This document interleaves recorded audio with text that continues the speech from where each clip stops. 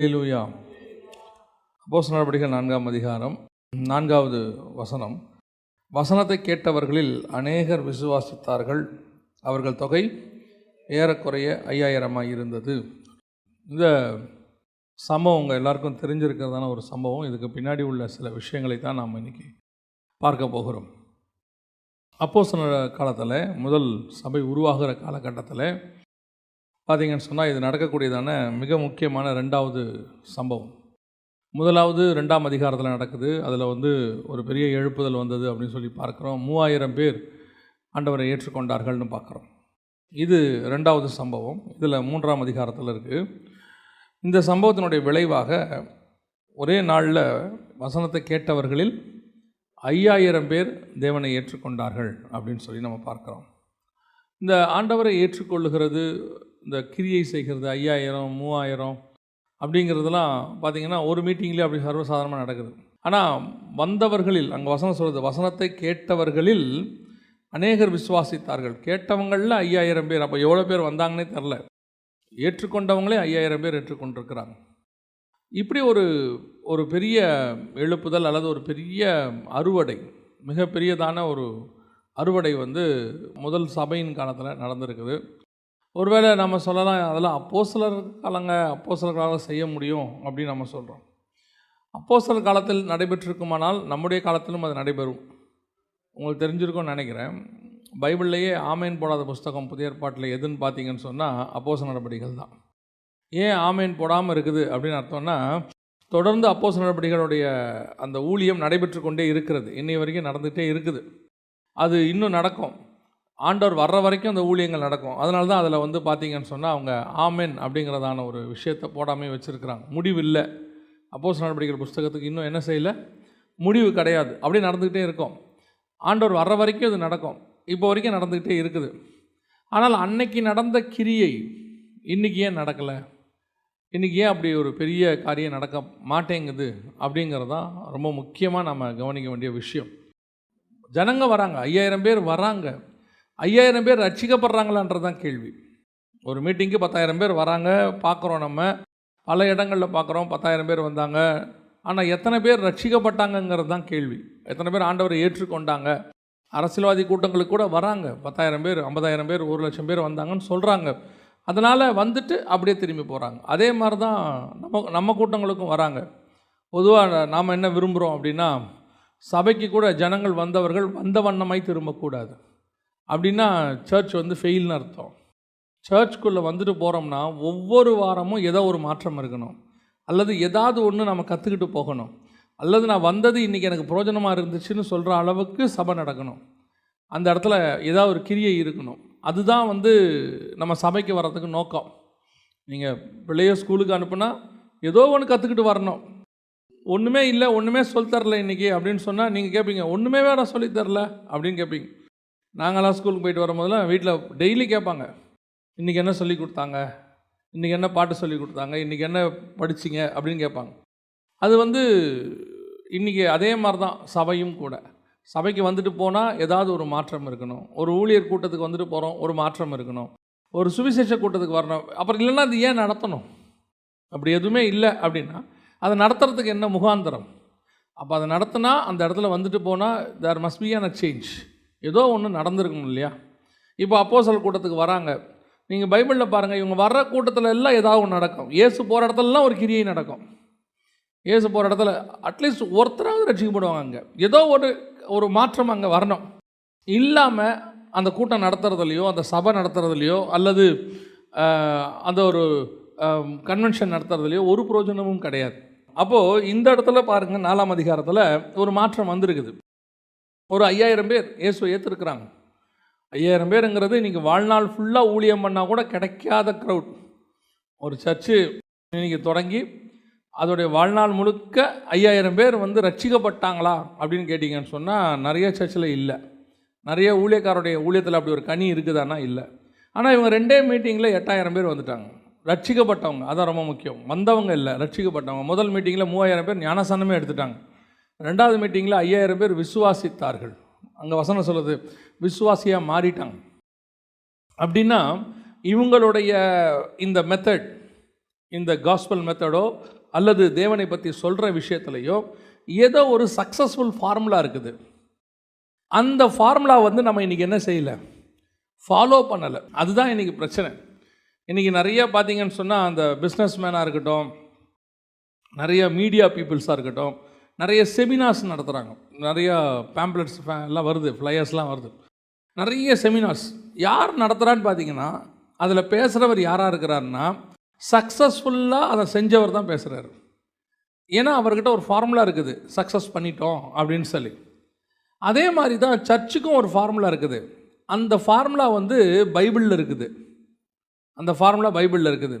அந்த ஃபார்முலாவை எடுத்து பண்ணுறவங்க தான் சக்ஸஸ் ஆகிறாங்க. நான் பிஸ்னஸ்லேயும் சொல்லுவேன், இது நாட் ஓன்லி மினிஸ்ட்ரி, பிஸ்னஸாக இருக்கட்டும், உங்கள் குடும்பமாக இருக்கட்டும், அல்லது ஆவிக்குரிய வாழ்க்கையாக இருக்கட்டும், அல்லது ஊழியமாக இருக்கட்டும், ஊழியத்தில் எந்த ஊழியமாக இருக்கட்டும், சர்ச் ஊழியமாக இருக்கட்டும், சுவிசேஷமாக இருக்கட்டும், ப்ராஃபட்டாக இருக்கட்டும், எந்த ஊழியமாக இருந்தாலும் அதை சக்ஸஸ் பண்ணுறது, நல்ல கனி கொடுக்கறது எதில் இருக்குது, அதை கண்டுபிடிக்கிற ஃபார்முலா எதில் இருக்குன்னா பைபிளில் இருக்குது. இன்றைக்கி உங்களுக்கு தெரிஞ்சிருக்கும்னு நினைக்கிறேன், உலகத்தில் இருக்கிற கண்டுபிடிப்புகளில் கிட்டத்தட்ட 60 to 70% பைபிள்லேருந்து கண்டுபிடிக்கப்பட்டது தான். பைபிளை தியானிக்கும் போதோ அல்லது பைபிளை வச்சோதோ அவங்க கண்டுபிடிச்சிருக்கிறாங்க. அந்த கண்டுபிடிப்புகள் எதுக்கு பின்னாடி யார் யாரெல்லாம் கண்டுபிடிச்சாங்கன்னு போய் பார்த்தீங்கன்னா 60 to 70% அவங்க அத்தனை பேருமே பிலீவர்ஸாக இருக்கிறாங்க. எதுக்கு நான் உங்களுக்கு சொல்ல வரேன் அப்படின்னா, இன்றைக்கி நாம் மினிஸ்ட்ரியில் தடுமாறிக்கிட்டு இருக்கிறோம், ஊழியங்கள்லையோ அல்லது சபைகள்லையோ தடுமாறிக்கிட்டு இருக்கிறோம் ஒரு பெரிய அறுவடைக்கு. இவர்கள் அந்த ஃபார்முலா ஒன்று கையாண்டுருக்கிறாங்க. இந்த ஃபார்முலா தான் சக்ஸஸ் ஃபார்முலா. இப்போது கொரியாவில் பார்த்தீங்கன்னா திடீர்னு ஒரு எழுப்புதல் ஒன்று வந்தது. ஒரு 15-20 வருஷத்துக்கு முன்னாடி டாக்டர் பாலியங்கிச்சோவுடைய காலத்தில் கிட்டத்தட்ட 11 லட்சம் பேர் அவர் சர்ச்சுக்கு வந்துட்டாங்க. 9 லட்சத்துலேருந்து 11 லட்சத்துக்குள்ளே ஜனங்க வந்துட்டாங்க. அதில் பார்த்தீங்கன்னு சொன்னால் உடனடியாக நம்ம ஆட்கள் அத்தனை பேரும் பாலியங்கிச்சோவை ஃபாலோ பண்ண ஆரம்பிச்சிட்டாங்க. உடனடியாக அவர் ஒரு ஜபக்குழு, வீட்டு ஜபக்குழுக்கள்னு ஒன்று ஆரம்பித்து அதை சக்ஸஸ் பண்ணார். உடனடியாக அத்தனை பேரும் அந்த வீட்டு ஜபக்குழுக்கள் ஆரம்பித்து நாமளும் பாலியங்க சர்ச் மாதிரி வரணும்னு ஆரம்பித்தவங்களில் அன்னைக்கு உள்ளவங்களில் ஒரு 10% பேர் அதை சக்ஸஸ் பண்ணாங்க. நிறைய சபைகளில் கூட்டங்கள் வர தொடங்குச்சு. ஆனால் 90% சபைகளில் அது வரல. 10% சபைகளில் வந்துச்சு, ஜனங்க வந்தாங்க, சக்ஸஸ் ஆச்சு. ஏன் வரல அப்படின்னு கேட்டிங்கன்னா, அந்த ஃபார்முலா அந்த 10% சர்ச்சுக்கு தான். ஒரே ஃபார்முலா எல்லாருக்கும் என்ன செய்யாது, அப்ளை ஆகாது. எல்லா ஃபார்முலாவும் எல்லாருக்கும் அப்ளை ஆகாது. ஆனால் ஒன்று இதில் இருக்குது பாருங்கள், பைபிளில் இருக்க ஃபார்முலா இருக்குது பாருங்கள், எல்லாருக்கும் அப்ளை ஆகும். அதை நம்ம அதுக்கு தான் இந்த ஃபார்முலாவை தேடணும். நம்ம ஒருத்தரை பார்த்து இன்ஸ்பைர் ஆகிறது வேறு, அவரை மாதிரி வரணும், இந்த மாதிரி ஊழியம் பண்ணணும், இந்த மாதிரி நம்ம பிஸ்னஸ் பண்ணணும், இந்த மாதிரி நான் குடும்பத்தை நடத்தணும்னு இன்ஸ்பயர் ஆகிறது வேறு. ஆனால் அதை சக்ஸஸ் பண்ணுறதுக்கான ஃபார்முலா இது உள்ளதாக இருக்குது, அவரது இல்லை. அவர் ஃபார்முலா வேறு. நோவா பேழை கட்டின மாதிரி மோசே ஆசாரிப்பு கூடாரத்தை கட்டக்கூடாது. ஆனால் நோவா பேழையும் ஆசாரிப்பு கூடாரமும் ஒரே விஷயத்தை தான் சொல்லுது. விஷயம் ஒன்று தான், சொன்னவர் ஒருத்தர் தான், ஆனால் கட்டுற விதம் வேறு. அது சீத்தி மரம், இது கோப்பேறு மரம். அந்த மரம் வேறு, இந்த மரம் வேறு. சொன்னவர் ஒருத்தர் தான். இதுலேயும் 3 அடுக்கு தான் இருக்கும். Ground floor, first floor, second floor தான் இருக்கும். கிரவுண்ட் ஃப்ளோரில் மிருகம் வச்சுருப்பார் நோவா, ஃபஸ்ட் ஃப்ளோரில் சாப்பாடு வச்சுருப்பார், செகண்ட் ஃப்ளோரில் பார்த்தீங்கன்னு சொன்னால் அவரும் அவர் குடும்பமும் இருப்பாங்க. அதை அப்படியே நீங்கள் வெர்டிக்கல் வியூலையோ ஹரிசாண்டல் வியூலையோ வச்சு பார்த்து வரீங்கன்னா ஆசாரிப்பு கூடாரமாக தான் இருக்கும். முதல்ல பலிபீடம், மிருகங்கள் பண்ணுவாங்க, அடுத்து சமூகத்து அப்பம் இருக்கும், அதுக்கப்புறம் பிரதான ஆசாரியன் உள்ளே போவார். அதே சேம் கான்செப்ட் தான். ஆனால் அவருக்கு ஃபார்முலா வேறு, இவருக்கு ஃபார்முலா வேறு. ஒவ்வொருத்தருக்கும் ஒவ்வொன்று. தானியேலுக்கும் வெளிப்படுத்தல் கொடுக்குறாரு, யோவானுக்கும் வெளிப்படுத்தல் கொடுக்குறாரு. ஆனால் தானியேலுக்கு கொடுக்கப்பட்ட வெளிப்படுத்தலுக்கும் யோவானுக்கு கொடுக்கப்பட்டதுக்கும் விஷயம் வேறு, இடம் வேறு. கொடுக்கப்படுகிற அவனுக்கு அரண்மனையில் வச்சு கொடுக்குறாரு. தானியேலுக்கு அரண்மனையில் வச்சு நல்ல ராஜா சாப்பாடு போட்டு ஆண்டவர் கொடுக்குறாரு வெளிப்பாடு. ஆனால் யோவானுக்கு ஜெயிலில் வச்சு அடிமை சாப்பாடை போட்டு கொடுக்குறாரு. ஆனால் ரெவலேஷன் ஒன்று தான். அப்போ கர்த்தர் ஒவ்வொருத்தருக்கும் ஒவ்வொன்று வச்சுருக்கிறார். ஆனால் ஒரே கர்த்தர் தான். நம்ம எல்லாருமே ஒரு தேவனுக்குள்ளே தான் இருக்கிறோம். பட் நாம் செய்கிற விஷயத்துக்கு வழி புதுசாக ஒன்று ஆண்டவர் வச்சுருப்பார், அது நமக்கு வச்சுருப்பார். அந்த வழி இதில் தான் இருக்கும். திருப்பியும் சொல்கிறேன், நீங்கள் இன்ஸ்பயர் ஆகிறது தப்பே கிடையாது. ஒருத்தரை பார்க்கும்போது ஒரு மோட்டிவேஷன் வருது, இவரை மாதிரி நான் பாடணும், இவரை மாதிரி மியூசிக் வாசிக்கணும், இவரை மாதிரி மினிஸ்ட்ரி பண்ணணும். அந்த இன்ஸ்பிரேஷன் நல்லது. அதுதான் பவுலும் சொல்கிறார், என்னை பாருங்கள், நான் கிறிஸ்துவை பின்பற்றுகிறது போல என்னை பின்பற்றுங்கள். கரெக்ட், என்ன மாதிரி ஃபாலோ பண்ணுங்கள். ஆனால் என் ரூட்டு வேறு, திமோத்தி ரூட்டு வேறு. பவுல் ரூட்டு வேறு, திமோத்தி ரூட்டு வேறு. திமோத்தி ரூட்டு வேறு, தீத்து ரூட்டு வேறு. எல்லாருக்கும் ஒரே ரூட்டு கிடையாது. 12 அப்போஸ்தலர்கள், 12 பேருக்கும் 12 விதம். பேதுரு வேறு, யோவான் வேறு. ஆனால் 12 பேருக்கும் ஒரே கர்த்தர், ஒரே உபதேசம். ஆனால் ஒவ்வொரு உபதேசம் ஒவ்வொருத்தருக்குள்ளே ஒரு விதமாய் போகும். உங்களுக்கே தெரிஞ்சிருக்கும் இல்லையா? ஒரு தோட்டத்துக்குள்ளே தண்ணியை விட்டு பாருங்கள். ஆனால் மாமரம் வேறு, அதே தண்ணி அதே மண் தான், சேம் பிளேஸ், ஒரே தோட்டம் தான். மாமரம் வேறு பழம் கொடுக்கும், வேறு கனி கொடுக்கும். தென்னை மரம் வேறு கொடுக்கும். அந்த மாதிரி தான் நம்ம அத்தனை பேரும் ஒரே தோட்டத்துக்குள்ளே இருக்கிறவங்க தான். ஒரே தேவன் தான், ஒரே ஃபார்முலா தான், ஒரே ஆராதனை, ஒரே போதனை தான். ஆனால் ஒவ்வொருத்தரும் ஒவ்வொரு விதமான கடி கொண்டுக்கிறவர்களாய் மாறும். அந்த ஒரு ஃபார்முலா இது உள்ளே இருக்கும். அதை தான் நாம் இன்றைக்கி பார்க்க போகிறோம். இந்த 4ஆம் அதிகாரத்தில் 5000 பேர் ரட்சிக்கப்பட்டாங்க. 2ஆம் அதிகாரத்தில் 3000 பேர் ரட்சிக்கப்பட்டாங்க. அதுக்கு அப்போஸ்தலர்கள்ட்ட நிறைய குவாலிட்டிஸ் இருந்துச்சு. நிறையா அவங்க தேவனோட உட்கார்ந்துருந்தாங்க, காத்திருந்தாங்க, ஒருமனப்பட்டாங்க, பரிசுத்த ஆவியை பெற்றுக்கொண்டாங்க, தைரியமாக பேசினாங்க. இந்த மாதிரி நிறையா இருக்குது, நிறைய விஷயங்கள் இருக்குது. பட் இந்த விஷயத்தை திருப்பி ஒவ்வொரு வாட்டி தியானிக்கும் போதும் ஒவ்வொரு விதத்தை ஆண்டவர் இதில் சொல்லிக்கிட்டே இருக்கிறார். திருப்பி இதை படிக்கும்போது எனக்கு இன்னொரு மிக முக்கியமான 2 வார்த்தை, 2 செய்யணும் 2 செய்யக்கூடாது, 2 செய்யணும் 2 செய்யக்கூடாது அப்படின்னு சொல்லி ஆண்டவர் சொன்னார். எதை முதல்ல செய்யக்கூடாதுன்னு நம்ம பார்த்துருவோம். முதல்ல வாசிங்க, அப்போஸ்தலர் நடபடிகள் 3ஆம் அதிகாரம் 12வது வசனத்தை வாசிங்க. 3:12 வாசிங்க. நாங்கள் எங்கள் சுய சக்தியினாலாவது எங்கள் சுய பக்தியினாலாவது இவனை நடக்க பண்ணினோம் என்று நீங்கள் எங்களை நோக்கி பார்க்கிறது என்ன? முதலாவது அப்போஸ்தலர்கள்ட்ட ரொம்ப கிளியராக அவங்க ரொம்ப தெளிவாக ஒரு விஷயத்தை வச்சுருந்தாங்க. என்ன தெரியுமா? அவர்கள் பெரிய அற்புதம் ஒன்று செஞ்சிட்டாங்க, ஒரு பெரிய அற்புதம். அந்த அற்புதம் எப்பேற்பட்ட அற்புதம்னு கேட்டிங்கன்னா, எருசலேமையே கலங்க பண்ணிருச்சு. தாயின் வயிற்றிலிருந்து நடக்க முடியாத ஒருத்தனை நடக்க வச்சுட்டாங்க. உற்று பார்த்து, என்னை உற்று பாருங்கிறார் பேதுரு. அவன் பார்க்குறான், நடக்க தொடங்குறாரு. அந்த முடவர், நடக்க முடியாதவர் எஞ்சி நடக்க தொடங்கிடுறார். இப்போது இந்த இவ்வளோ பெரிய அற்புதம் நடந்து ஜனங்கள் எல்லாம் ஓடி வராங்க. அந்த வசனம் சொல்லுது 11வது வசனத்தில், சாலமோன் மண்டபம் எண்ணப்பட்ட மண்டபத்திலே அவர்களிடத்திற்கு ஓடி வந்தாங்க. ஜனங்க ஓடி வரான், நடந்து கூட வரல, திருச்சி ஓடி வரான். எப்பேற்பட்ட ஒரு மிராக்கிள்ப்பா. இந்த மிராக்கிள் நடந்து, நல்லா கவனிங்க, இன்னும் 5000 பேர் ரட்சிக்கப்படலை, இன்னும் 5000 பேர் ரட்சிக்கவே படலை. ஜனங்க ஓடித்தான் வராங்க.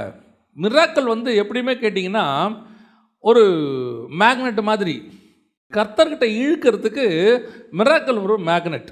அதனால தான் நம்ம எப்போவுமே ஊழியர்கள் கூட்டங்களில் சொல்லுவோம், சபைகளிலே அற்புதங்கள் நடக்கணும். அற்புதம் ரொம்ப முக்கியம். அற்புதங்களினாலும் அடையாளங்களினாலும் வசனத்தை உறுதிப்படுத்தினார்.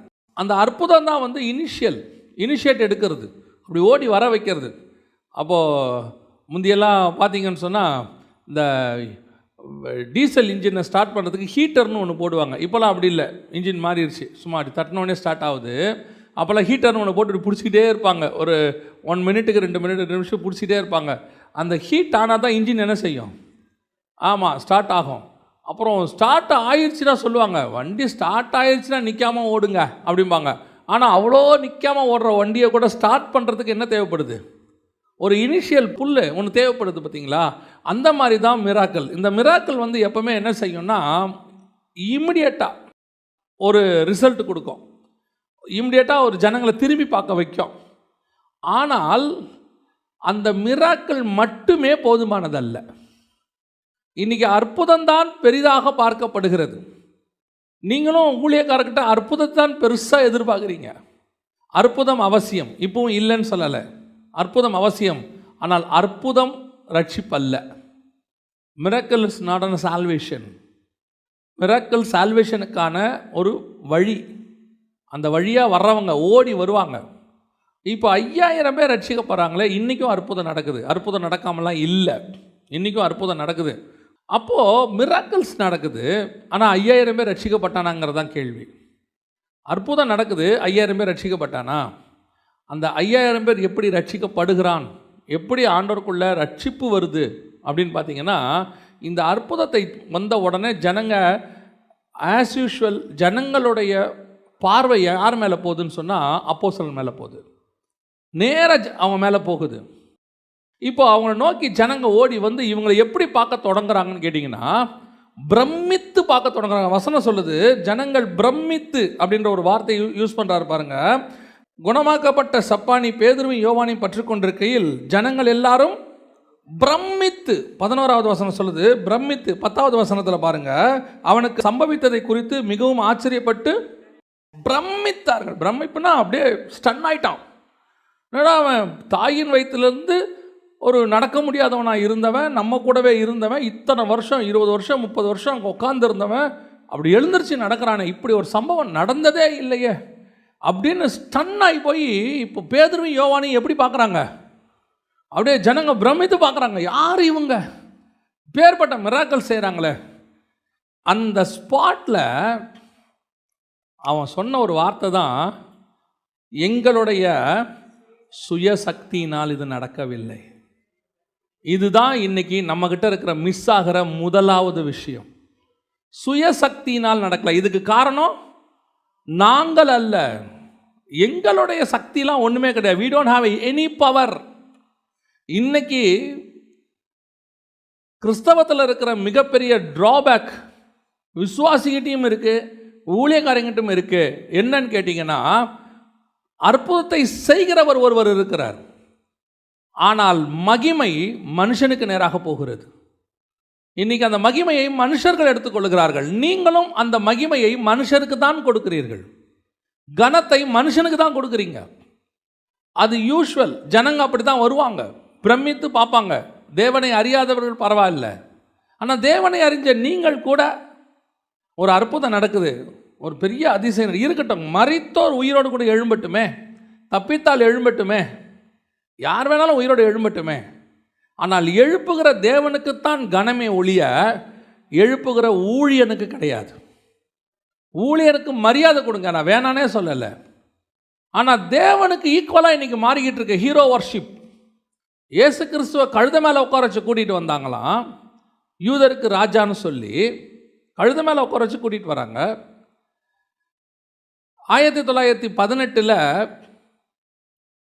துருக்கி கையில் இருந்ததான எருசலேமை ஆலன் பி அப்படின்னு சொல்லக்கூடியதான ஒரு பிரிட்டிஷ் தளபதி, அவர் பேர் ஆலன் பி, அவர் தான் துருக்கிக்கிட்டேருந்து அந்த யுத்தத்தில் ஜெயிக்கிறார், அந்த பகுதியை ஜெயிக்கிறார்.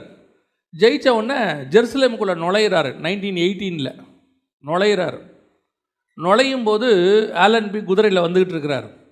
எருசலேமுடைய வாசல்கிட்ட வந்த உடனே குதிரையிலேருந்து இறங்கிட்டு சொல்கிறாரு, இறங்கி நடந்து வர்றார். இப்போது அந்த ஃபோட்டோ இருக்கும், நீங்கள் போய் general Allenby photo enter into the ஜெருசலேம்னு போட்டு பாருங்கள். ஆலன் பி வந்து நடந்து வருவார், எல்லாரும் குதிரையில் வருவாங்க, அவர் நடந்து வருவார். அப்போ அவரை கேட்குறாங்க, இவ்வளோ நேரம் குதிரையில் வந்தீங்க, இப்போ இறங்கி நடந்து வரீங்களேன்னு. அவர் சொல்கிறாரு, இதே எருசலேமுக்குள், இதே வாசலுக்குள் என் தேவன் கழுதையின் மேல் ராஜாவாய் வந்தார், அந்த மகிமை அவர் ஒருவருக்கு மாத்திரம்தான் உண்டு, நான் நடந்து தான் வருவேன் என்று சொன்னார். இத்தனைக்கும் அது அவர் தான் பிடிச்சிருக்காரு. ஏசு எருசலேமை பிடிக்கல இன்னும், ஏசு இனிமேல் தான் பிடிக்க போகிறார். எருசலேமை ஜெயிச்சவர் ஆலன் பி, அவருக்கு எல்லா கனமும் உண்டு. ஆனால் தனக்கு வரக்கூடிய கனத்தை அப்படியே தேவனுக்கு நேராக திருப்புறாரு பாருங்க. இன்னைக்கு ஒன்றுமில்லை, ஒன்றுமில்லை, இயேசுக்கு மேலே போகிறது, அவருக்கு மேலே போய் உக்காந்துக்கிறது, அப்படியே எல்லா மகிமையும் நான் பண்ணேன், ஏன் கூட்டத்தில் நடந்துச்சு, நான் பிரசங்கம் பண்ணதுனால ரட்சிக்கப்பட்ட கூட்டம், இது ஏன் விசுவாசி, அது எப்படி ஏன் விசுவாசி ஆகும்? ஏன் விசுவாசின்னு ஒன்று கிடையவே கிடையாது. எல்லா துதி கன மகிமையும் தேவனாகிய கர்த்தர் ஒருவருக்கு மாத்திரமே. இன்னைக்கு சுயசக்தினால் பண்ணுறோன்னு நினச்சிக்கிறாங்க. நான் சபையை வளர்த்தேன், நான் ஊழியத்தை வளர்த்தேன், இதில் யாரையாலையும் எதுவும் இங்கே வளரல, யாரும் வளர்க்கவும் முடியாது. ஒன்றுமில்லாத நம்மளை கர்த்தர் இன்னைய வரைக்கும் சஸ்டைன் பண்ண வச்சிருக்கிறாருன்னா கர்த்தருடைய கிருபை மட்டும்தான் நடத்துகிறது. எவ்வளோ கஷ்டப்பட்டிருப்பேன் தெரியுமா, எவ்வளோ உழைச்சிருப்பேன் தெரியுமா? இங்கே யார் உழைக்காமல் இருக்கிறாங்க, யார் கஷ்டப்படாமல் இருக்காங்க? எத்தனையோ பேர் கஷ்டப்பட்டு உழைச்சும் வராத ஆசீர்வாதத்தை கர்த்தர் உங்களுக்கும் எனக்கும் கொடுத்துருக்கிறார்னா அது கர்த்தரால் வந்தது. யோசித்து பாருங்க. சிங்கத்தோட சண்டை போடுறான், கரடியோட சண்டை போடுறான், கோலியாத்தோட சண்டை போடுறான், சவுலோட சண்டை போடுறான். எல்லாத்தையும் சண்டை போட்டு ஜெயிச்சு ஓடி ஓடி ஓடி வனாந்தரத்துக்கு ஓடி சவுலுக்கு பயந்து அவ்வளோ உயிரை பணைய வச்சு ஒரு நாள் ராஜாவை வந்து உட்கார்றான். அவன் சொல்கிறான், ஆடுகளுக்கு பின்னால் அலைந்து கொண்டிருந்த என்னை இஸ்ரவேலுக்கு தேவன் ராஜாவாக்கினார். அவன் சொல்லலை, எவ்வளோ கஷ்டப்பட்டு இந்த இடத்துக்கு வந்திருக்கிறேன் தெரியுமா? எத்தனை சிங்கத்தை ஜெயிச்சிருக்கேன், எத்தனை கரடியை ஜெயிச்சிருக்கிறேன். தாவீது சொல்லணும் சொல்லாமா இல்லையா? தாவீது சொல்லலாம் இல்லை? 15 வயசுலேருந்து நான் கஷ்டப்பட்டுக்கிட்டே இருக்கிறேன். சிங்கத்தோட சண்டை போட்டு எங்கள் அப்பா என்னை ஆடு மேய்க்க விட்டுருவார். ஆடு மேய்ச்சி சிங்கத்தோட சண்டை போட்டு, கரடியோட சண்டை போட்டு, கோலியாத்தோட சண்டை போட்டு, சவுலோட சண்டை போட்டு, இப்படி சண்டை போட்டு போட்டு போட்டு எவ்வளோ கஷ்டப்பட்டு இந்த இடத்துக்கு வந்திருக்கிறேன் அப்படின்னு அவன் ஒரு நாள் கூட சொன்னதே கிடையாது. அவன் திருப்பி திருப்பி சொல்லுவான், கர்த்தர் என்னை ராஜாவாக்கினார், கர்த்தர் என்னை ராஜாவாக்கினார். ஒன்று தெரிஞ்சுக்கொள்ளுங்க, நாம் படுற கஷ்டத்தை விட பல மடங்கு கஷ்டப்பட்டு பலனை கிடைக்காமல் போனவர்கள் எத்தனையோ பேர் இருக்கிறார்கள். எத்தனையோ பேருக்கு அது கிடைக்காம போயிடுச்சு. ஆனால் உங்களையும் என்னையும் கர்த்தர் ஆசீர்வதித்து கொண்டு வந்து உட்கார வச்சிருக்கிறார். நாம் இந்த இடத்துல வந்து உட்கார்ந்துருப்பது கர்த்தருடைய சுத்த கிருபை. சுத்த கிருபைனா முழு கிருபைன்னு அர்த்தம், ஃபுல் கிரேஸ். அதை தாண்டி சுயசக்தின்லாம் இங்கே ஒன்றும் கிடையாது. பேதுரு சொல்லியிருக்கலாம் இல்லை? எப்படி பேதுரு நடந்தது? 3.5 வருஷம் இயேசுக்கிட்ட உட்காந்து படித்தேங்க, வீட்டுக்கு கூட போக மாட்டேன், டே நைட்டாக படித்து. எவ்வளோ கேட்குறீங்க? கடலில் அவர் கூட போய் உயிரை பணைய வச்சு பிரயாணம் பண்ணி ஒரு நாள் சாக போயிட்டேன் நான். அவ்வளோ கஷ்டப்பட்டு வந்து தான் இந்த கிஃப்ட் எனக்கு கிடச்சிது. சொல்லாமா இல்லையா? ஒரே வார்த்தை சொன்னான், என்னுடைய சக்தியெல்லாம் ஒன்றுமே இல்லைங்க. இந்த வார்த்தை கடைசி வரைக்கும் நமக்குள்ளே இருக்கணும். இது நமக்குள்ளே இருக்கணும். உங்களை சோதிக்கிறதுக்குன்னே பிசாசு கொஞ்சம் பேரை அனுப்பி விடுவான். ஐயா சூப்பர்யா, உங்களை மாதிரி ஒருத்தரை பார்த்ததே இல்லையா? உங்களுக்கு புரியுதா? சொல்கிறவங்க வந்து தப்பாக சொல்லலை, அவங்க நல்லது தான் சொல்கிறாங்க. நம்ம காது இருக்கு பாருங்க, இது மோசமான காது. நன்மை தீமை அறியத்தக்க கனி அங்கே தான் இருக்கும். நம்ம தான் அவாய்ட் பண்ணிக்கணும். அது வருதா, பார்வைக்கு இன்பமாக தோணுதா, அந்த பக்கமே பார்க்க முடியாது. எதுக்கு வம்பு? நம்ம எங்கே போவோம்? தோட்டத்துக்கு வேறு பக்கம் போவோம், இல்லை வா ஏவாள். ஏன் இந்த பக்கம் இருந்தால் தானே நன்மை தீமை அறியத்தக்க கனியை சாப்பிட வேண்டியிருக்கோம். நம்ம வேறு பக்கமாக போயிடுவோம். ஏங்க அந்த பழம் பார்க்கறதுக்கு நல்லா இருக்குது, அதனால தான் சொல்கிறேன் வேணாவா. அதே தான் சொல்கிறேன். சில ஆட்கள் சொல்வார்கள், அவங்க நன்மைக்கு தான் சொல்லுவாங்க. சிலர் வந்து சாட்சிக்கு சொல்லுவாங்க, இந்த மாதிரி ஆண்டவர் வந்து எங்களை ரட்சித்தார், உங்கள் ஊழியத்தின் மூலமாக நாங்கள் பலன் அடைஞ்சோம், சோத்திரம், பிரைஸ் லார்ட், எல்லா துதி கன மகிமையும் அவர் ஒருவருக்கே. முதலாவது ஒன்றை நாம் புரிந்து கொள்ள வேண்டும், என்னுடைய சுயசக்தியினால் ஒன்றும் இல்லை. எங்கிட்ட அந்த பலன் இல்லை.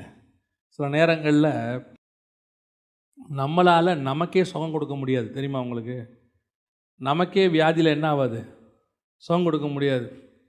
நம்ம சக்தினால் ஒன்றுமே என்ன செய்ய முடியாது, செய்ய முடியாது. இப்போ யாராவது சொன்ன உடனே ஒரே நாளில் உடம்பு குறைக்க முடியுதா? கர்த்தர் சொல்வார், நான் பார்த்துக்கிறேன் உன் உடம்பை. ஆண்டவர் சொல்வார் ஒரு நாள், இது எதை செய்யு, இது எது பண்ணாத அப்படின்னு சொல்லுவார். அதை நம்ம கேட்டுட்டோம்னா டாக்டர் சொல்லி கேட்க வேண்டி வராது. ஆண்டவர் சொல்லும் போதே கேட்டுறணும், இது எதை செய்யு உணர்த்துவார். நம்ம ஆண்டவர் மாதிரி உணர்த்துகிற தேவன் வேறு யாருமே கிடையாது. ஆனால் அவர் உணர்த்தும் போது நம்ம கேட்க மாட்டோம், இதை நிறுத்து, இதை சொல், அப்படி கேட்க மாட்டோம்.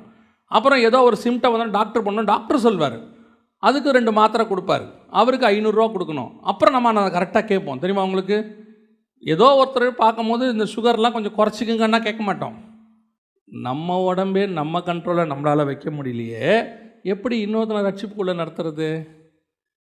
ஒன்று நல்லா ஒரு மனசு வச்சுக்கணும், என் சுயசக்தினால் இந்த பூமியில் எதையும் என்னால் செய்ய முடியாது. நான் ஒழுங்காக சாப்பிட்டு ஒழுங்காக இருக்கணும்னா கூட எனக்கு தேவ பலன் தேவைப்படுது. ஒரு விஷயத்தை நாம் செய்யணும்னா அந்த செய்ய வைக்கிறதுக்கான மன தைரியத்தை கொடுக்கறதே கர்த்தர் தான். அவர் நமக்கு அந்த செய்ய வைக்கக்கூடியதான பலன் கொடுத்தா மட்டும்தான் நம்மளால் அதை செய்ய முடியும். எவ்வளோ பாவத்தை நம்மளால் விடணும்னு நினைக்கிறோம், நம்மளால் விட முடியுதா?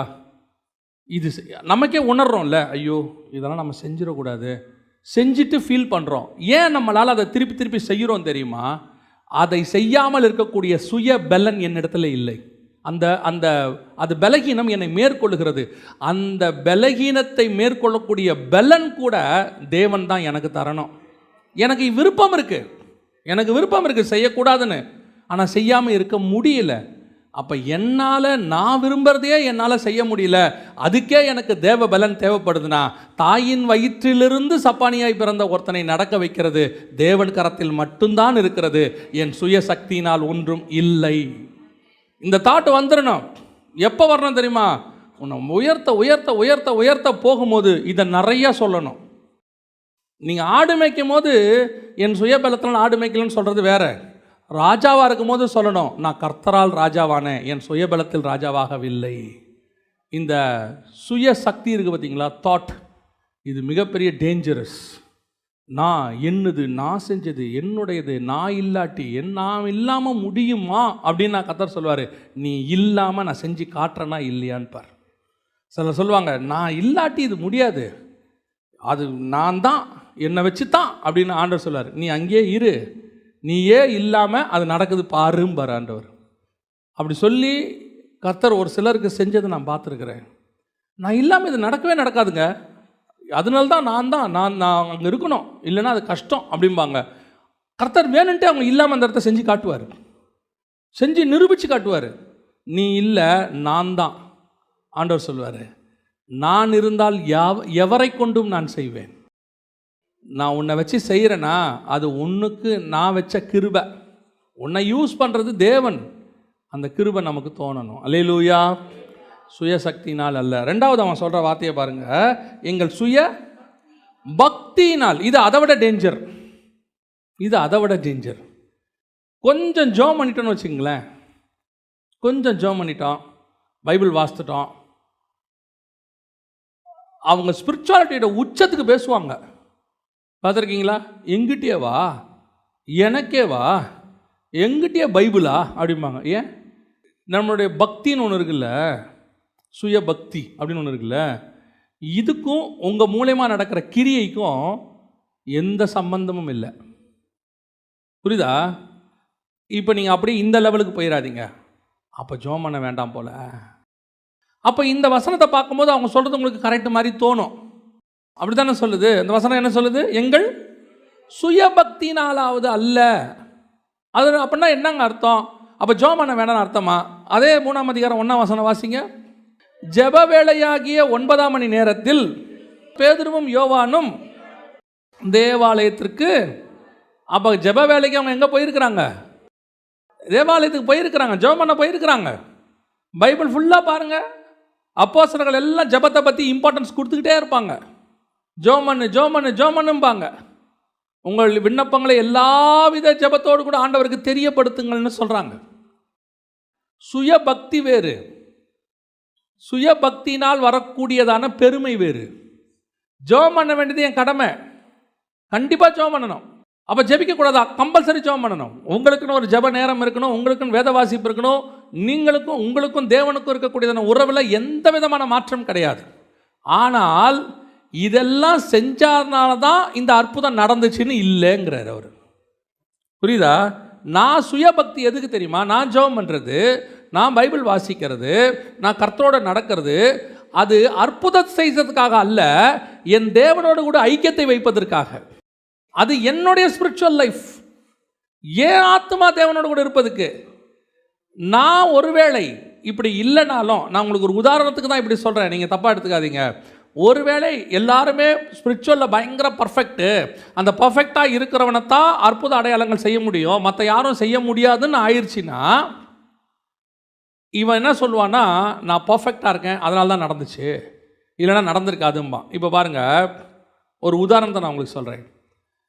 ஜனங்களுக்கு தண்ணி இல்லை, கண்மலையை அடிக்க சொல்கிறாரு, அடித்தார், தண்ணி வந்துச்சு, குடிச்சிட்டாங்க. 2வது ட்ரிப்பு ஜனங்களுக்கு தண்ணி இல்லை, கண்மலையை பார்த்து பேசுங்கிறாரு. இப்போ மோசே என்ன பண்ணார்?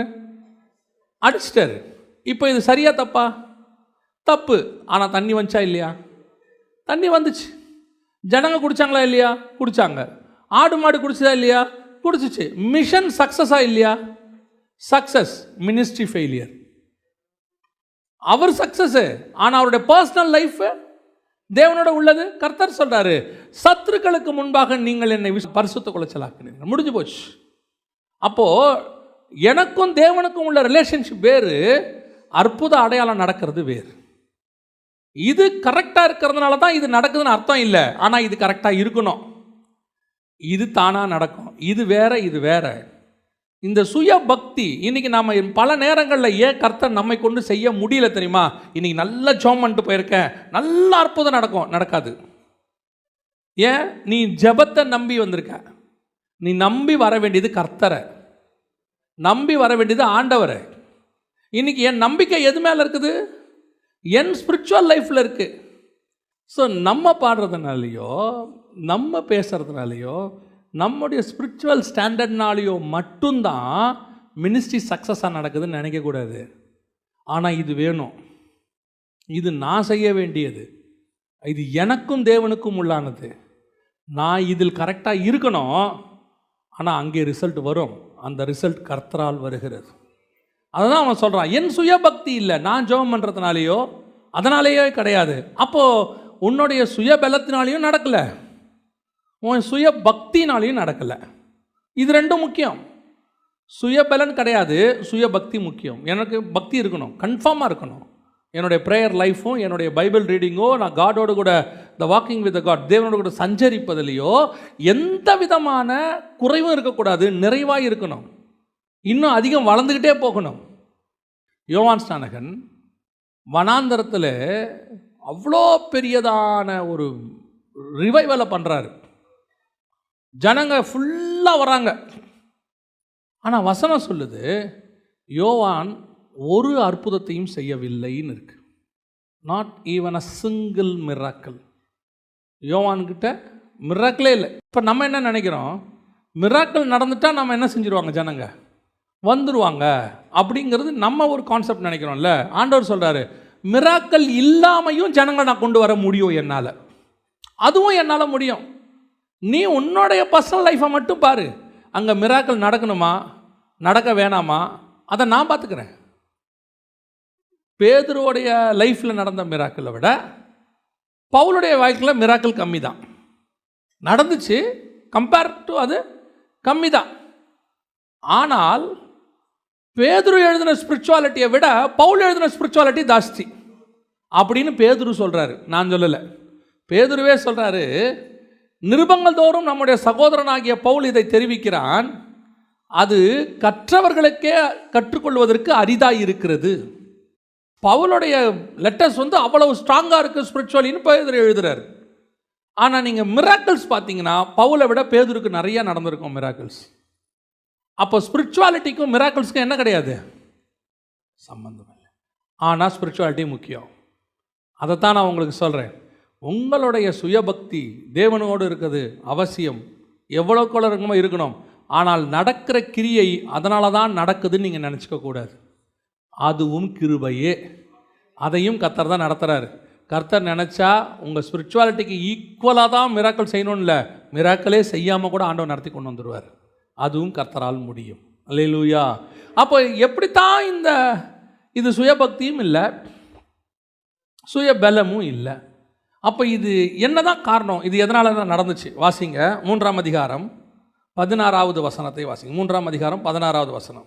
அவருடைய நாமத்தை பற்றும் விசுவாசத்தினாலே, அவருடைய நாமமே நீங்கள் பார்த்து அறிந்திருக்கிற. அப்போ இவ்வளோ மிராக்கிளுக்கும் காரணம் எங்களுடைய சுய சக்தி அல்ல, சுய பக்தி அல்ல, அவருடைய நாமத்தினால் கிடைக்கிறதான வல்லமை இது. Because of the name. Yesu என்கிற நாமத்துக்கு மட்டும்தான் பவர், வேற எதுக்குமே பவர் கிடையாது. அவ்வளோதான். வானத்தின் கீழெங்கும் பூமியின் மேலெங்கும் இயேசு கிறிஸ்துவின் நாமம் அல்லாமல் வேறொரு நாமம் இல்லை. உங்களுடைய ஞானம், உங்கள் வசனம், உங்களுடைய இது பவுல் சொல்லுவார்பாங்க, அழகாக ஒரு வார்த்தை சொல்லுவார்பாங்க, 1 கொரிந்தியர் 2:1, சகோதரரே, நான் உங்களிடத்தில் வந்தபோது தேவனை பற்றிய சாட்சியை சிறந்த வசனிப்போடாவது ஞானத்தோடாவது அறிவிக்கிறவனாய் வரவில்லை, இயேசு கிறிஸ்துவை சிலுவையில் அறையப்பட்ட அவரையே அன்றி வேறு ஒன்றையும் உங்களுக்குள்ளே அறியாதிருக்க வேற ஒன்றும் உனக்கு வேணாம். சிறந்த வசனிப்பு, ஞானம், அறிவு அப்படியே கொண்டாந்து கொட்டி அப்படியே உங்களுக்கு தெரியுமா பல சாக்ரட்டிஸினுடைய புளூட்டோவினுடைய. ஏன்னா கொரிந்துக்கு வரும்போது அவர் அத்தனையிலேருந்து வராரு. அத்தனைங்கிறது கிரீக்கு, ஏத்தன்ஸ்லேருந்து வராது. வரும்போது அவர் ஏத்தன்ஸில் என்ன பிரசங்கம் பண்ணியிருக்கிறார் தெரியுமா? நீங்கள் இதில் போய் பாருங்கள். அப்போஸ்தலர் நடவடிக்கைகள் 17ஆம் அதிகாரம் ரெண்டுத்துலேயும் இருக்கும். 17ஆம் அதிகாரத்தில் அவர் என்ன பிரசங்கம் பண்ணியிருப்பார்னா, அத்தனை பட்டணத்தாரே, அறியப்படாத தேவன் என்று ஒன்று சொல்கிறீங்களே, அதை பற்றி நான் உங்களுக்கு சொல்லுகிறேன். ஆண்டவர் கேட்குறாரு, ஏன் பவுல் வேற மாதிரி ஆரம்பிக்கிற? அதுக்கு முன்னாடி வேற அத்தனை பட்டணத்தாருக்கு ஒரு புகழாரம். நீங்கள் ஞானம் உள்ளவர்கள் என்று அறிவேன், தேவ பக்தி உள்ளவர்கள் என்று அறிவேன். ஆண்டவர் பார்க்குறாரு, பவுல் என்ன பண்ணிட்டு இருக்கிற? ஆண்டவரே, இவங்களை இப்படி போய் பிடிச்சா தான் அவங்கள பிடிக்க முடியும். ஏன்னா அத்தனை பட்டத்தார் பயங்கர நாலேஜ், சாக்ரட்டிஸ்கிட்டேருந்து வந்தவங்க, அரிஸ்டாட்டல், புளூட்டோ. நீ என்ன சொல்லணும்? நான் தமஸ்குக்கு போயிருந்தேனா, தடிக்கு கீழே விழுந்தேனா, என் கண்ணு ரெண்டு போச்சா, அப்போ ஒரு சத்தத்தை கேட்டேனா, இதான் நீ சொல்லணும். இல்லை அத்தனைக்கு புரியுமா புரியாதாங்கிறத நான் பார்த்துக்கிறேன், நீ தான் பேசி பாறேன். அவர் பேசிட்டார் பவுல். முடியும் போது வசனம் எப்படி சொன்னா, மரித்தோரின் உயிர்த்தெழுதலை குறித்து அவர்கள் கேட்டபோது சிகர் இகழ்ந்தார்கள், இன்னொரு வேளை கேட்போம் என்றார்கள். அவ்வளோதான், போடான்ட்டு போயிட்டான். இப்போதான் நேராக கொரிந்துக்கு வராரு. அந்த வசனம் முடியும் போது அத்தனை பட்டணத்தை விட்டு கொரிந்து பட்டணத்துக்கு வந்து இப்போ கொரிந்தியருக்கு எழுதும் போது எழுதுறாரு, சகோதரரே, நான் உங்களிடத்தில் வந்தபோது தேவனை பற்றிய சாட்சியை, சிறந்த வசனிப்பு. என்ன வசனிப்பு? அத்தனை பட்டணத்தாரே, அறியப்படாத தேவன், சிறந்த வசனிப்போடாவது ஞானத்தோடாவது. அதெல்லாம் ஒன்றும் இல்லை. இப்போ தான் டிசைட் பண்ணியிருக்கிறேன். என்ன டிசைட் பண்ணியிருக்கேன்? இயேசு கிறிஸ்துவை சிலுவையில் அறைந்த அவரையே அன்றி வேறொன்றையும் குறித்து உங்களுக்குள் அறியாதிருக்க தீர்மானித்திருந்தேன். வேற ஒன்றும் உனக்கு தேவையில்லை. உனக்கு தேவை ஆண்டவராக இயேசு கிறிஸ்து ஒருவர் மட்டுமே. உனக்கு வேற எதையும் உங்கள்கிட்ட நான் சொல்ல விரும்பலை. இல்லைங்க, இயேசு கிறிஸ்துவை டைரெக்டாக சொன்னால் கேட்க மாட்டான். எப்படி சொல்லலாம்? இன்டைரக்டாக சொல்லுவோம். இன்டைரக்டாக எப்படி சொல்லுவோம்? திருக்குறளில் என்ன சொல்லி இருக்கிறது தெரியுமா? அப்புறம் பாபிலோனிய இதிகாசங்களில் கில்கமிஷ் என்ன சொல்லுகிறார் தெரியுமா? அப்புறம் எல்லாம் கேட்டு முடிச்சு சொல்லுவான், ஒன்றும் புரியலீங்களே. இல்லை, இயேசு கிறிஸ்து ரட்சகர், இதை நீங்கள் நேரடியாக சொல்லியிருக்கலாமே. இது எதுக்கு நீங்கள் இப்படி சுற்றி வளைச்சிங்க? இயேசு மெய்யான தேவன், ஆமாம், ஓகே, ஏற்றுக்கொள்கிறேன். அடப்பாவி, 1.5 மணி நேரமாக கில்கமிஷையும் சாக்ரட்டிஸையும் புளூட்டோவையும் எல்லாத்தையும் உங்ககிட்ட கொட்டினா ஒன்றும் புரியலன்ட்டான். கடைசியாக அவன் ஒரே ஒரு பாட்டு, வருவாய் தருண், அவன் ஒப்பு கொடுத்துட்டான். என்னடா 1.5 மணி நேரம் பிரசங்கம் பண்ணியிருக்கோம், இப்படி ஏற்ற இறக்கத்தோட இன்னும் முடியாதுன்ட்ட, என்ன ஒரே பாட்டில் ஒப்பு கொடுத்துட்ட? ஆண்டவர் சொன்னார், அவனை எங்கே ஒப்பு கொடுத்தான்? நீ தான் தேவையில்லாமல் 1.5 மணி நேரம் கத்தின்னு இருந்திருப்ப. 10 நிமிஷத்தில் என் பேரை சொல்லியிருந்தா அவன் அப்பயே ரட்சிக்கப்பட்டிருப்பான். இயேசு கிறிஸ்து என்கிற நாமத்திற்கு அப்படிப்பட்டதான ஒரு வல்லமை உண்டு. வானத்தின் கீழங்கும் எல்லாம் முடங்குதுன்னா எதிரில் உட்காந்துருக்கவன் ஆத்மா எம்மாத்திரம்? அது எம்மாத்திரம்? அந்த ஆத்மாவுக்குரிய ஆத்ம மணவாளன் பேரை கேட்டாலே அந்த ஆத்மாவுக்கு சந்தோஷம் வந்துடும் இல்லையா? ஒருத்தருக்கு ஃபிக்ஸ் பண்ணிட்டோம், அந்த அம்மா வீட்டில் உட்காந்துருக்கு, அவர் பேரை சொல்லி அவர் வராருன்னு சொன்ன உடனே அந்த அம்மாவுக்குள்ள ஆட்டோமேட்டிக்காக ஒரு சந்தோஷம் வந்துடும்ல, அப்படியே உள்ளுக்குள்ள ஒரு சந்தோஷம் வந்துடும்ல, உடனே ஓடி வந்து ஜன்னலை எட்டி பார்க்கும்ல, வந்துட்டாராமே அப்படின்னு. அதே தான் இந்த ஆத்மாவுடைய மணவாளனை இந்த ஆத்மா எல்லாருக்கும் தேடுது, 800 கோடி மக்களுக்கும் தேடுது. அந்த ஆத்மாவுக்குரிய ஒரே மணவாளன் ஆத்ம மணவாளன் அவர் இயேசு கிறிஸ்து ஒருத்தர் தான். அந்த பேரை சொன்னால் அவன் ஆத்மா தானாக களி கூறும், அது திறக்கும். அவர் எவனை திறக்க வச்சிருக்காரோ அது திறக்கும். நீ சொல்ல வேண்டியது இயேசு கிறிஸ்து என்கிறதான நாமத்தை தைரியமாக சொல்லணும். புதுசாலாம் யோசிக்காதீங்க. நான் தான் சொல்லுவேன், புதுசாலாம் யோசிக்காதீங்க, எதையும் யோசிக்காதீங்க, டைரெக்டாக இயேசுவை சொல்லுங்கள். இயேசு கிறிஸ்து உன் பாவங்களுக்காக மரித்தார், உன் பாவங்களை மன்னிக்கிறார், அவர் மீண்டும் உயிரோடு கூட எழுந்தார், அவர் திரும்பி வரப்போகிறார். 4 நாள் தான். இதை சொல்லி பாருங்கள். போஸ்டரில் இயேசு பேரை போடுங்க, இயேசு கூப்பிடுறாருன்னே போடுங்க, ஒன்றும் தப்பும் கிடையாது. இயேசு சுகமளிக்கிறாருன்னு போடுங்க. இப்பவும் சொல்கிறேன், ஊழியக்காரனுடைய போஸ்டரை விட, ஊழியக்காரனுக்கு இருக்கிற வரத்தை விட ஊழியக்காரனுடைய பெயரை விட இயேசு கிறிஸ்து என்கிற பெயருக்கு மட்டும்தான் வல்லமை ஜாஸ்தி. அதுதான் மகத்துவமானது, அதுதான் இம்பார்ட்டன்ஸ். நீங்கள் இயேசு பேரை போஸ்டரில் போட்டுருங்களேன், மீட்டிங் முடிஞ்சால் கூட அந்த வழியாக போகிறவனோட அந்த பேர் பேசும். மீட்டிங் முடிஞ்சிடும், அந்த வழியாக எவனோ ஒருத்தன் போயிட்டுருக்கிறான், டாக்டர் சொல்லி அனுப்பிச்சிருப்பாரு, அதுக்குன்னே ஆண்டவர் டாக்டரை வச்சுருப்பாரு. இதுக்கு மேலே நம்ம கையில் ஒன்றும் இல்லை, எல்லாம் அவர் கையில். சர்ச் அவனு ஹாஸ்பிட்டலோட வெளியே வருவான், எதிரில் ஒரு போஸ்டர் இருக்கும், இயேசு சுகமளிக்கிறார். அவன் விசுவாசத்தை அங்கே ஆண்டவர் தூண்டிடுவார், அங்கே ரட்சிப்பு நடந்துடும். இயேசுங்கிற நாமத்துக்கு தான் வல்லமை. அல்லேலூயா. போடுங்க இயேசுநாதர் பேரை பெருசா, இயேசு கிறிஸ்து உன்னை அழைக்கிறார்னு போடு, இயேசு உன்னை சுகமளிக்கிறார்னு போடு, அந்த மீட்டிங்கு வாங்க சுகமாகுதுன்னு போடுங்க, இயேசு திரும்ப வரப்போகிறார்னு போட்டு ஒரு போஸ்டர் போடுங்க. மீட்டிங் முடிஞ்சிடும், போஸ்டர் பேசிக்கிட்டே இருக்கும். இன்னும் ஒரு காரியத்தை அவர்கள் செய்தார்கள், நான் சொல்லிவிட்டு முடிக்கிறேன், கவனிங்கள். அப்போஸ்தலர் நடபடிகள் 3ஆம் அதிகாரம் 16வது வசனம். ஃபஸ்ட்டு அவருடைய நாமமே இவனை என்ன பண்ணுச்சு? பலப்படுத்தினது. அடுத்து, அவரால் உண்டாகிய விசுவாசமே உங்கள் எல்லாருக்கும் முன்பாக இந்த சர்வாங்க சுகத்தை இவனுக்கு கொடுத்தது. சுகத்தை கொடுத்தது என்னான்னு டைரக்டா இருக்கு. ஃபர்ஸ்ட் நாமம், ரெண்டாவது அவரால் உண்டான விசுவாசம்.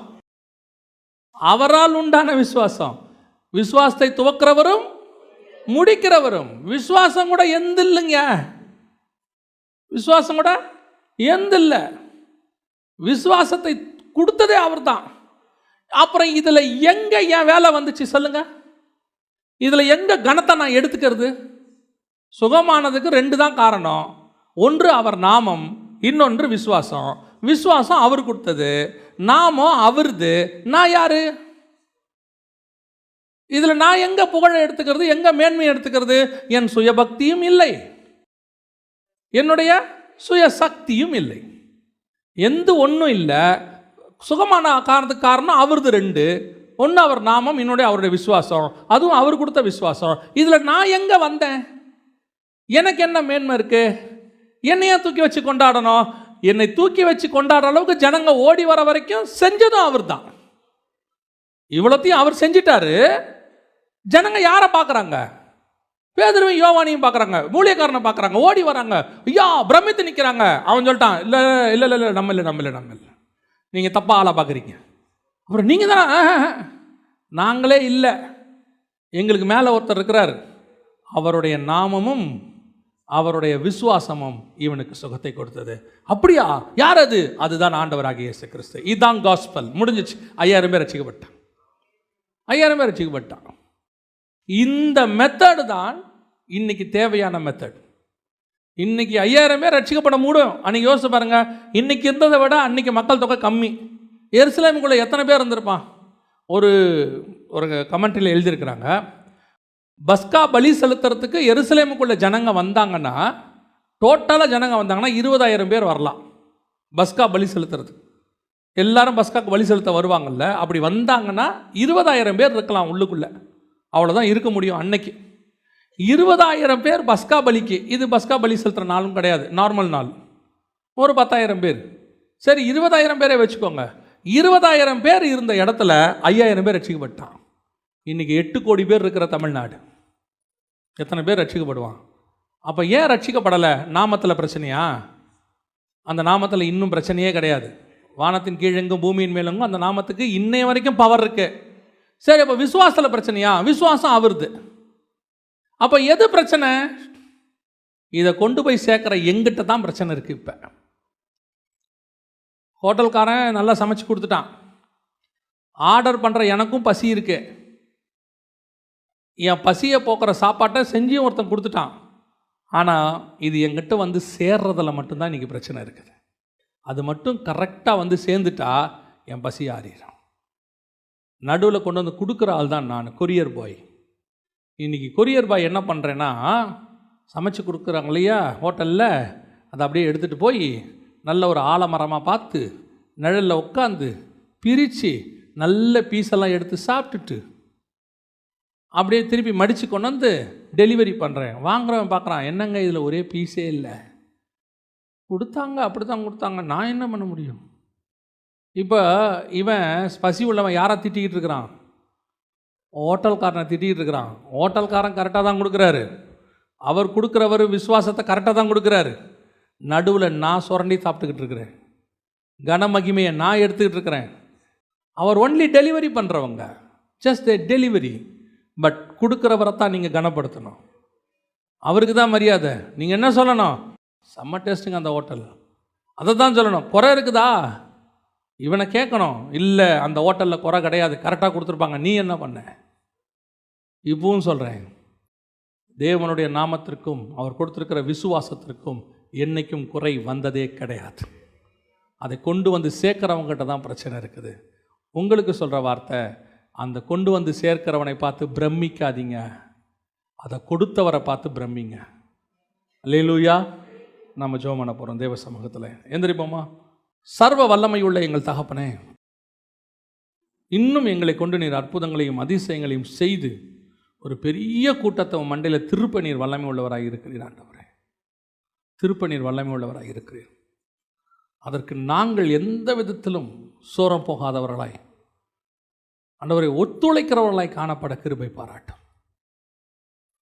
எல்லா துதிகன மகிமும் ஒருத்தருக்கு தான்ப்பா. அற்புதத்தை செய்கிறவங்க நீங்கள் தான், விசுவாசத்தை துவக்கிறவங்க நீங்கள் தான், அதன் மூலமாக 5000 பேரை ரட்சிக்கிறவங்களும் நீங்கள் தான். நாங்கள் ஒரு சேனலாக மட்டும்தான்ப்பா இருக்கிறோம், நாங்கள் அதை கொண்டு போய் சேர்க்குற ஒரு மீடியாவாக மட்டும்தான் இருக்கிறோம். இதில் எங்களுக்கு எந்த கனமும் இல்லை. ஆண்டவரே, உடைய கிருபையுள்ள கரத்தில் எங்களை தாழ்த்துகிறோம். எங்கள் ஆண்டவர் இயேசுவின் நாமத்தில் பிதாவே.